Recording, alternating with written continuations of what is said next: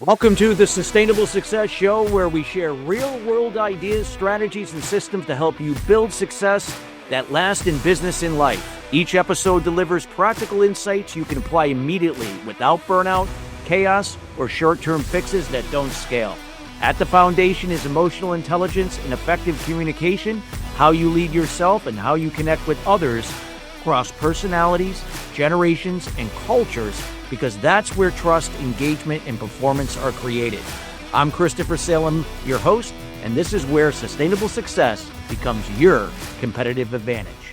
Hi, welcome to the Sustainable Success Show. I'm your host, Chris Salem. Hope everyone is having a great week. We hope that you are enjoying our new format that we started back in January of 2026 after being on the air for over 8 years, where we were an audio-based show. We're now able to show how the show looks to you on video. Yes, you can capture us now on our YouTube channel at Christopher R. Salem, where you can watch this show each and every week. And of course, you can listen on the audio version, as always, on Apple, Spotify, now Amazon Music, and iHeart.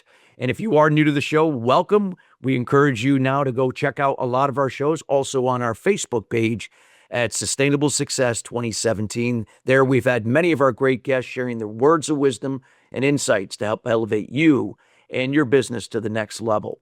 Today's show is being brought to you today by Alumni Direct. Alumni Direct is a social media community platform dedicated to bringing alumni together from all different generational types and an opportunity to meet new people for the first time. Now, it is a membership program taking out all the noise out of social media. You get to generate genuine and authentic relationships with the people you choose to interact with. If you'd like some more information about Alumni Direct, check them out at alumnidirect.com. That's alumnidirect.com. Well, we have a great show for today. We're going to be talking around a topic that I really enjoy. You're going to be learning about Neuro-Somatic Leadership. We're going to be talking about when pressure rises, coherence is leadership. And we have the pleasure today to be with Dr. Amar Dhall. And Dr. Amar Dhall is a philosopher, psychotherapist, consulting, helping leaders and organizations regulate complexity, restore connection, and build cultures of coherence. And, in addition, he was a former law lecturer whose career bridges jurisprudence, neuroscience, and somatic psychology. He is the founder of Neuro-Somatic Leadership, acronym NSL, a managing partner for Primal Intelligence, and the center director of the Canberra Trauma and Well-Being Center. His work integrates law, psychology, and embodiment into a single inquiry: how humans and systems stay connected under pressure. Well, you're going to learn that today. And I could keep going on and on and on about Dr. Dhall, but you're going to have an opportunity to connect with him here later, that you'll be able to get more information, and we'll make sure to have all his contact information in the show notes. And without further ado, we welcome Dr. Amar Dhall to the show. Dr. Amar, how are you doing today? I'm good, thanks, Chris. It's lovely to meet you, and thank you for having me. Pleasure to have you here. So we always like to start the show, Dr. Amar, with the topic at hand. With pressure, people either react or respond. Now, especially in leadership, it's so imperative. What are we doing under pressure? But if you could share with us, before we dive into that, what you're going to be sharing, the process and what leaders can do better for coherence, if you could give us a little background about what led you up to what you do today so well and helping out so many leaders in this area. Sure. That's a really interesting question. I'll try and be brief because this is really part of my life's work. It's really been following asking really good questions, the best questions I could, exploring what was most meaningful. And really one thing that I didn't wake up in the morning when I was a child and go, "Oh, I can't wait to do neurosomatic leadership." It just kind of happened and evolved. And I wanted to be a baseball player when I was growing up. They didn't work out that way. Exactly. But I love what I do. I get to help clever people, powerful people become good humans. And so that really for me is extremely enjoyable and is helping shift the world into the way that I'd really like it to be. I love it. Love it. Thank you for sharing that. So before we get into neurosomatic, what that concept is as it applies to leadership, I guess let's just talk about the challenge that leaders have when we're facing pressure in our industries, the economy, just in life in general, things that are outside of our control. What are some of the things now leaders can now look to be, see it happening for them, not to them? And then maybe we could talk, you could dive into the neurosomatic process. Well, I mean, I think you've already identified some of the wisdom in the way you've even framed the question, right? Which is even that mindset shift from things happening to me to things happening for me is already a paradigm shift that's life-changing. But if I was to try and give you a little bit more on that, rather than just go, we've answered the question off the bat, I would say that what tends to happen with most people is when pressure comes, they tend to over-identify with their thoughts, right? There's thoughts that are happening within the brain, and there may be an instinctive reaction from the body. And without a larger sense of meta-awareness, and that's really what neurosomatic leadership is, neuro being brain and psychology, soma being body. So really what we're talking about is the integration of body and mind into a coherent system. And pressure and stress does the opposite. It's, to use the language that Mihai Csikszentmihalyi and flow research, it's psychologically entropic. And what he was referring to there is saying that anything that fragments the relationship between body and mind is it's inefficient, and it leads to reactive behavior, and it's not really a person putting their best foot forward or a leader putting their best foot forward when they're in a situation that would ideally call for that. Wow. I hope listeners let that absorb in, because this is so important, especially in the world we live in, where there's so much uncertainty, a lot of things outside of our control. What would you say, when leaders now are hearing this, Dr. Mar, because again, a lot of times they hear it, but it's like, how can I actually really put this into practice? How could I learn to respond and not react and let go of, what you were sharing? What would be the first steps that you could share with us, with leaders on various levels that listen to this show, could start with? Well, I'm going to describe the map, but the map isn't the territory, right? So I think, to borrow from the Navy SEALs, slow is smooth and smooth is fast. So the principle of slowing down, and that really allows the body and brain to catch up to whatever's going on rather than be in a reactive mode. So, I mean, if I was going to say what is the first thing that they can do, it would be that. But as I said, the process of actually doing that, which is really the territory, is much more nuanced.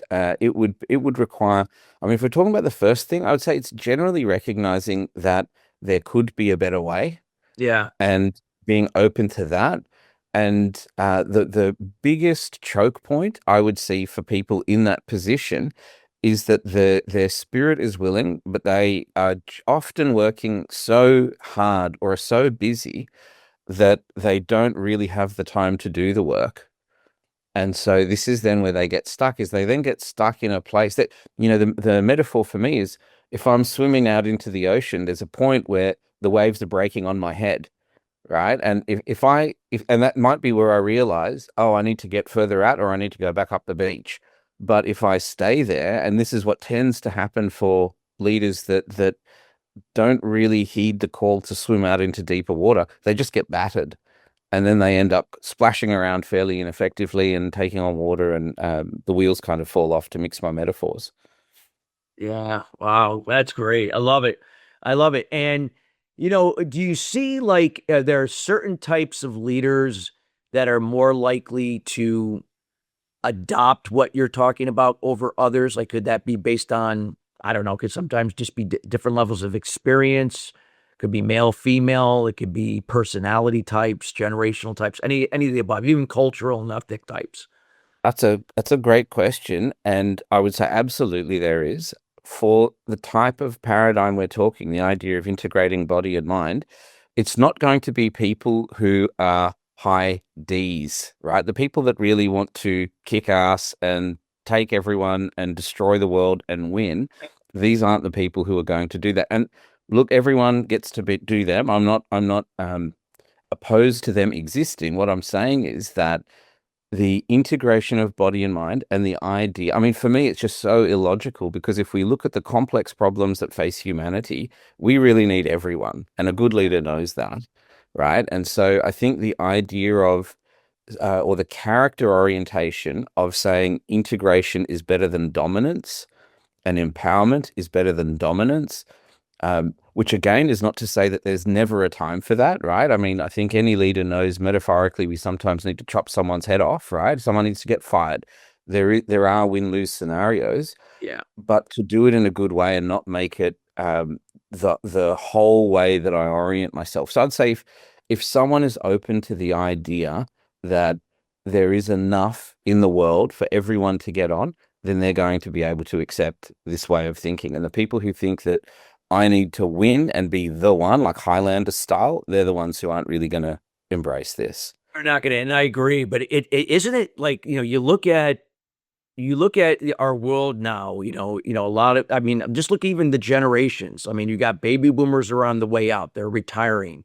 And then you got Gen X like me. I'm older Gen X, and I'm near the end of my career myself. But you got these new generations and how they process things, and what gets them motivated. And sometimes that some of what you just talked about may not work anymore, right? The old school of thinking, if you're not adapting. So now the leaders have to begin to recognize that it's not just the way you see it or way you experienced it, that maybe I have to now adapt and change to accommodate this new generation of leaders that I'm looking to influence and empower to really take the torch, be the next to take the torch to move our business and whatever that is forward. You could share Yeah. some insights. We would love to hear that. Great. Look, I mean, look, you're clearly you're on it in terms of what's going on. You're right. Look, generationally, there are these rhythms that each generation flow by. I do get older leaders. Like, I mean, I'm Gen X like you are. I think the gray in my beard kind of matches the gray in yours a little. Um, so the findings that I have is that really, again, when I say neurosomatic, it's the physiology of stress and connection that we're looking at, which is bigger than it's bigger than generational or culture enculturation. Yeah. That being said, you're absolutely right. What some of the older generations find acceptable isn't really going to work to motivate the younger generations. And so, as I said, if the emphasis, I mean, human beings, this is why Shakespeare is still relevant, right? I mean, what motivates people? Power, fulfillment, meaning, the value of family, the value of love. These are things that are perennial, but Yeah. then so are the shadow sides of domination, of destruction, of consumption, conspicuous consumption, Yes. right? So I think the idea also that we are evolving as a species, right? So, and in terms of evolution, either a species adapts in a way that's going to be suited, or it's adaptive to the environment, or it's maladaptive to the environment. If our species evolves in a way that's maladaptive, we're going down a path that will not work out well for us, right? Mhm. So, why I raise this is intrinsically, one would hope that these generations that are coming through are evolutions on who we are and who the older generations are. So there's an onus on the older generations of leaders to really learn how to see past the bits that they don't understand of younger generations and bring it back to, principles of stewardship, of good competition, of doing meaningful work, right? Again, you asked, if I go back to one of your earlier questions, who Yeah. doesn't do this work? It's people who see their vocation as meaningless, right? There's no motivation to do it better. There's Like no that. There's not a motivation. sense of purpose in it. Yeah. Exactly, exactly. So I think, it's really, when I say it, the process of supporting younger generations is to really connect to the humanity of them, Mhm. to continue for us to do meaningful work, and that's inherently magnetic, right? Yeah. Charisma is charisma, and good leadership is good leadership. It just needs to be clothed a little differently, um, but the core machine and structure is the same. Love it. Love what you're sharing here. And it's such great timing, I think, for where having this episode and what you're sharing. I know you with the first question, you were kind of like talking about what what would be some of the things that leaders would have to know.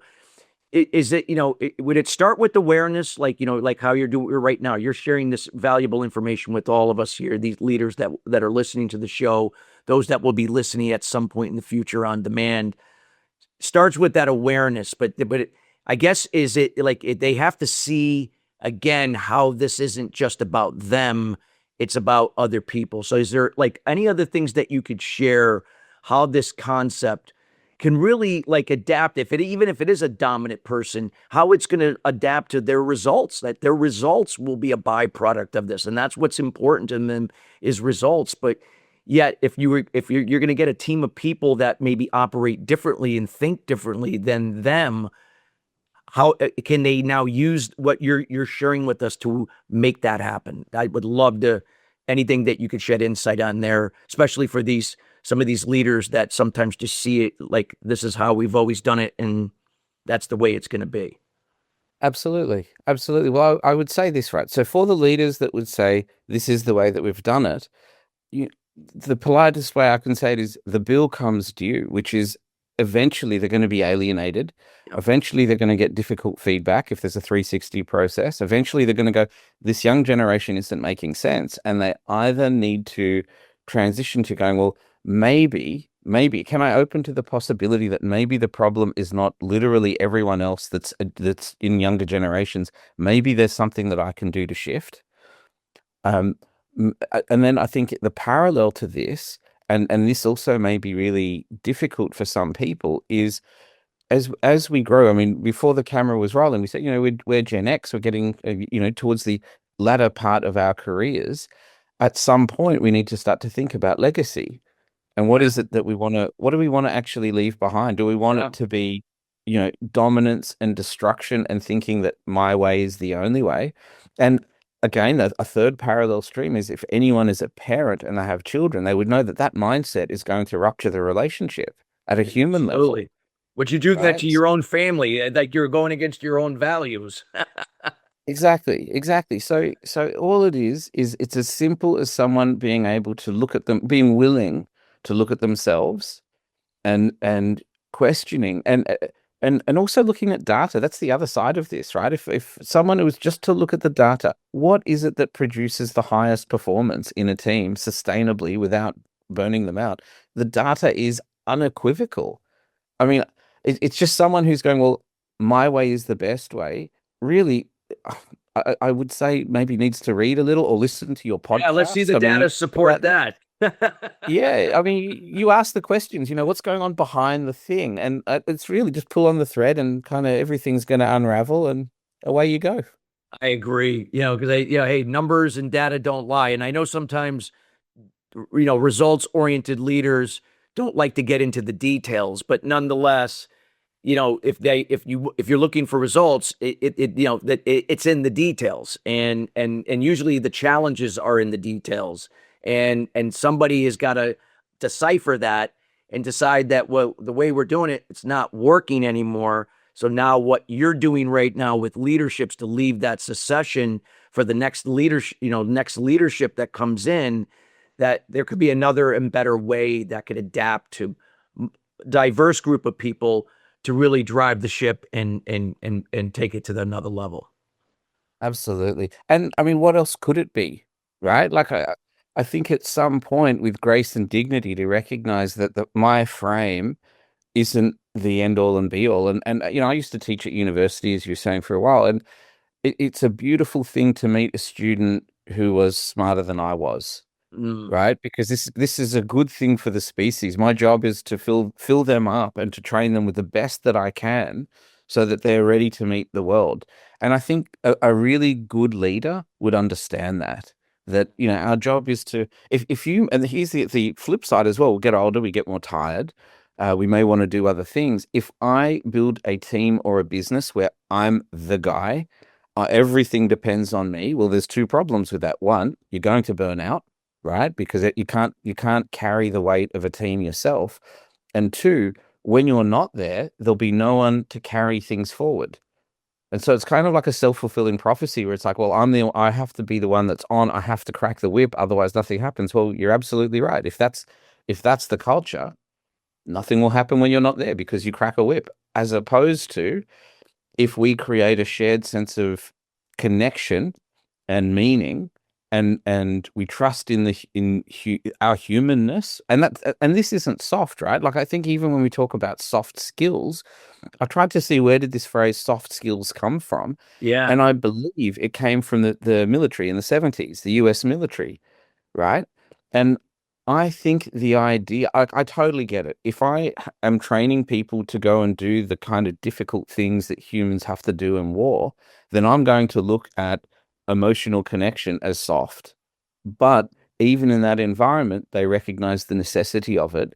And unfortunately, the rest of the world has picked up the idea that these are soft skills and there's hard skills. But in reality, when you're not in that military environment, without soft skills, you don't have loyalty. Again, I was talking to a leader the other day, and what they were asking me to do is, um, literally, the question was, how do I become the kind of leader where if I was to leave, people would follow me, right? And it's like that's so possible to do. I've built that myself. And it's just by, we get work done, we do it in a good way, we respect each other, and we have that neurosomatic connection between us where we work as whole people. So it just makes sense. It really just makes sense. Love it. I love what you're sharing here. And we hope listeners that you go back and listen to this show in its entirety later. That way you might pick up something you may have missed. Dr. Mara is sharing some valuable insights, and you're going to get to find out how you can connect with him later. So make sure that you stick with us till the end of the show, because all of that will be provided for you.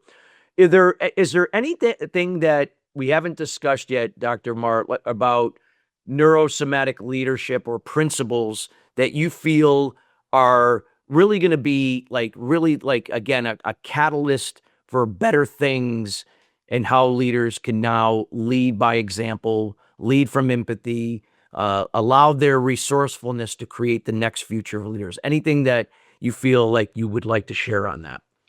Sure.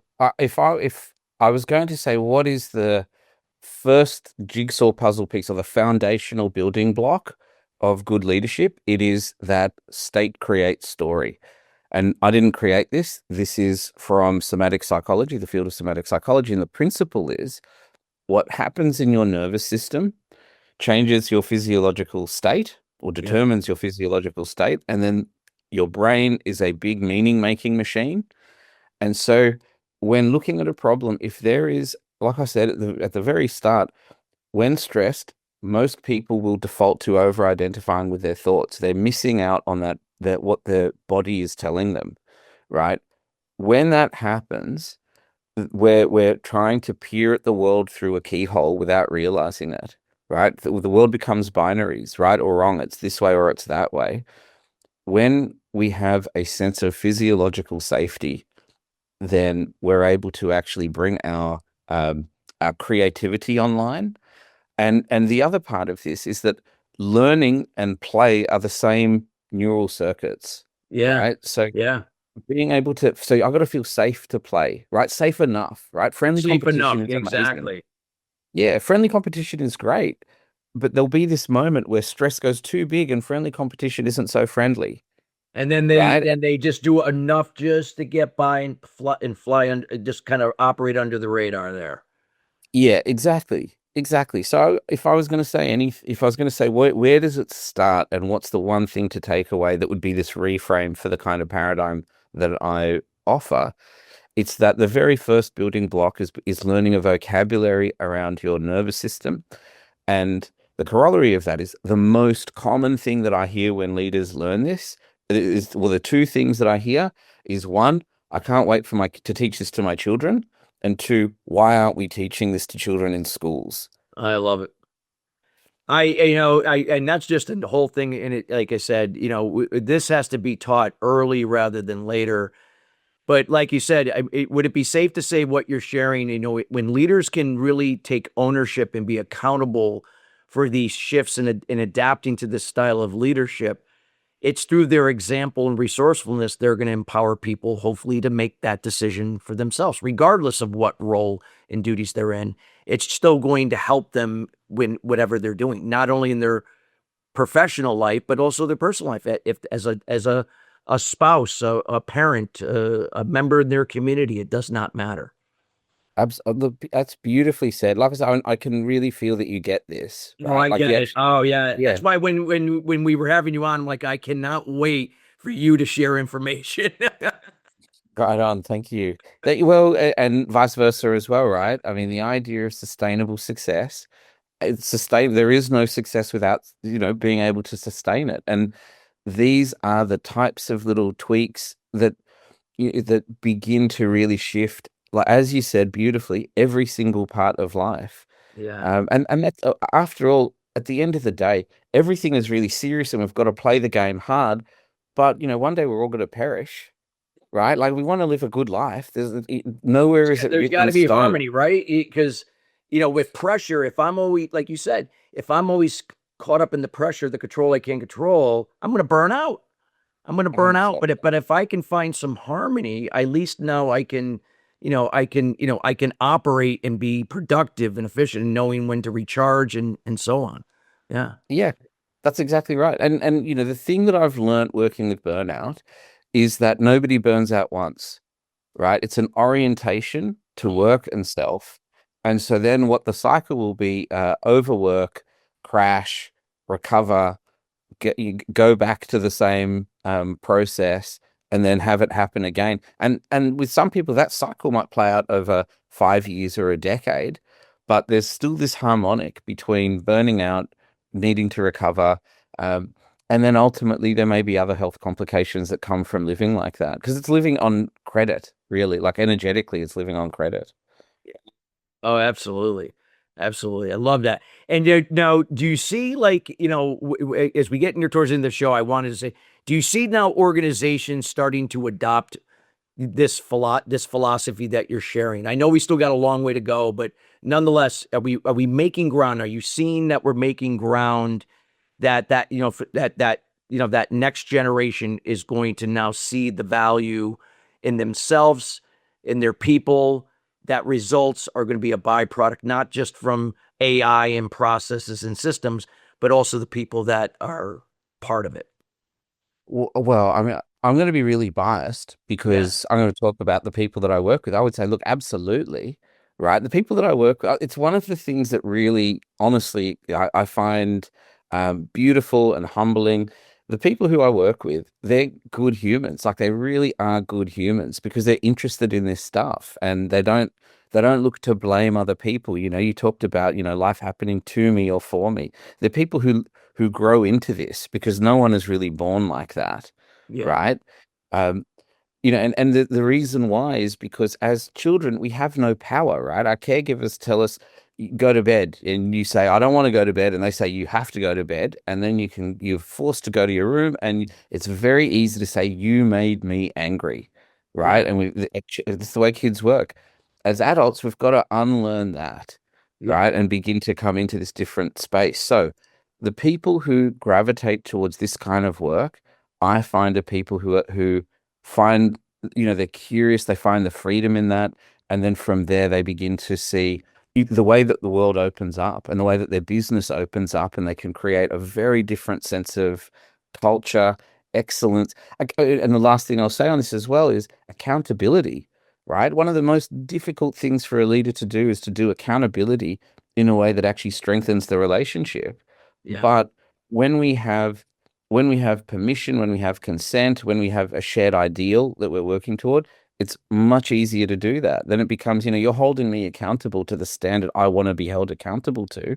And the younger generations get that because, Yeah. they're human beings just like the rest of us. Wow. I love this. I wish we had an hour for this show, and we got to definitely have you back on for a future show.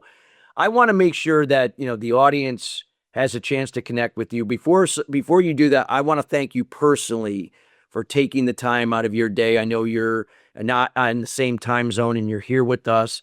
I want to thank you personally, as well as the rest of our team here at Sustainable Success, for being here. How can the audience get in contact with you? What are you up to, and anything that you like to share or provide them here today? Great, Paul. Thank you for that. Yeah, so I have a 6-month leadership training, and in that we get right into these areas that we're talking about. And like I said, they're good humans doing really beautiful work. I think that my community is arguably just as much a draw as the work that I do and what I have to offer people. So yeah, the training is there. I work in organizations. I do psychosocial audits, and yeah, like I said, I help powerful people, clever people become better humans or good humans. So anyone there. Beautiful. And we want to make sure that all of Dr. Mar's contact information, everybody, will be in the show notes. So that'll be on all the different distribution channels, from YouTube to Spotify, Apple, Amazon Music, and iHeart. Either way, for any reason, if you do reach out to us, we'll make sure to connect you to him and his team. That way they'll get in contact you from there as well. Again, Dr. Mar, thank you so much for taking time to be with us here today. Chris, thank you so much. It's a delight. And may I say, your voice is you are built to do this. You are doing the right thing. So look, thank you very much. And my voice is a little shot right now because I did a 3-day workshop this week already. So I'm off this. Wow. Usually it's better. But thank you. I greatly take that with gratitude, and I appreciate that. So thank you so much.